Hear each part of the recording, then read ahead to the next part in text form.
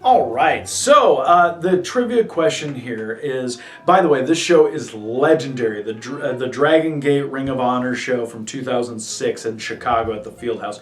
This is legendary, and I know when I say this and I do this, it's going to make me sound like such a freaking self-entitled mark, pretty much, but that's fine. It's whatever. The answer's A. I got a next effing chant, which was cool. Okay, so anyway, let me explain what happened. Now, first of all, I'm going to show you how ignorant I was to a lot of things. This was 2006 back in Chicago. There were Ring of Honor running around WrestleMania. My reaction was this. WrestleMania weekend is huge. It's WrestleMania, blah, blah, blah. So before really that it became the epic thing with like 1,400 matches and 1,400 different shows and guys having to travel from bing, bing, bing, bing, bing to wrestle 4 times in one day, it wasn't as big as it was. Now, Ring of Honor was doing shows at the Fieldhouse to kind of line up with, and I thought, everyone's coming in for Mania. How silly of you to try and run shows and try and take that market. I thought that was a crazy idea.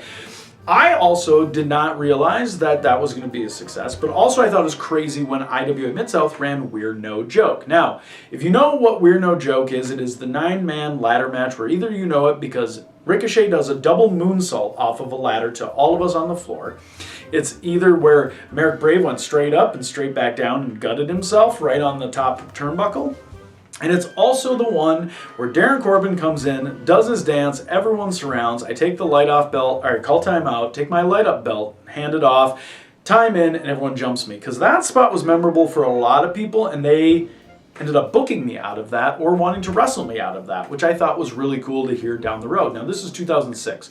And the Midlow, we call it the Midlow Dome, but it was packed for IWA. So, here's the deal that was really funny to me. So I told you I got a next effing champ because I won that 9-man TLC match. I ended up going up, grabbing the contract, getting that for a future title shot, which would be against Eric Cannon, and I would indeed go on to win the IWA Mid-South World Championship. So if you don't remember that I'm a former Mid-South champion, here is your reminder.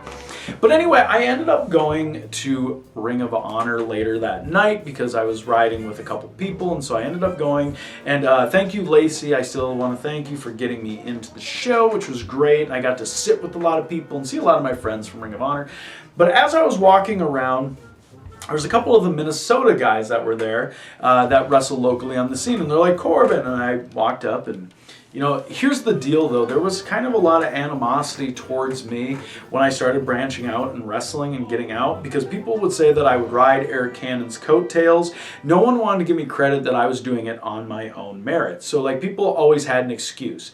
Either I stole somebody's gimmick or I was doing, just kind of going along with Cannon. That's the only reason why I was getting booked. It had nothing to do, they didn't see my matches. They didn't see that I completely revamped my character to fit in with IWA Mid-South, to be the anti-IWA Mid-South. And that I was developing not only my basic annoying self, but I was also developing mic skills that were getting me to be in programs with like Chris Hero and Eric Cannon and the championship picture much sooner than I would have even expected. So when these same group was talking to me, they're like, hey, how did IWA go? Cool, I won this 9-man. I try to be very humble about it. And I always try to downplay a lot of the accomplishments because I don't think that you got to tell people. If you got to tell people over and over again, whether it's what championship you won or whether you were in a TV show or a movie, which by the way, I'm going to be in the floor on January 2nd, and whether you have to keep telling people about how you were an extra in a movie or something like that over and over again, it's who remembers you. And as I walked away, I got 2 bleacher rows down and an entire group of IWA Mid-South fans stood up and were like, next effing champ, next effing champ, which was pretty cool to show off all these guys who had either tried to go to IWA and couldn't, or didn't travel at all because they weren't built for it. And here I was 2 years into my wrestling career doing those things and getting to the spots that they wish, and all these excuses that they made for me, no. And then I ended up watching some of the most mind-blowing wrestling events that I've ever seen. Like, the matches were crazy and it was so wild, and that whole weekend like opened my eyes to a whole new world of wrestling. So this one is actually, I mean, it was that cool chant that I got at the field house, which is awesome. And yeah, whatever, call me whatever you want, but like, I like moments too that are cool for me. And I ended up being the next effing champ. So there's that for 43 days.